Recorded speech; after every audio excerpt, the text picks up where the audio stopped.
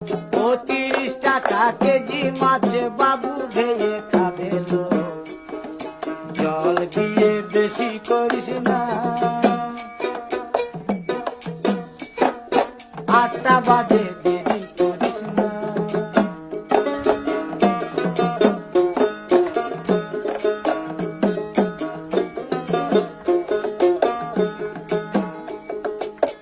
রূপালী মাছের মতো গরু পাহাড়ে, কালো দিঘির কালো জলে রূপের বাহারে, রূপের বাহারে, রূপের বাহারে।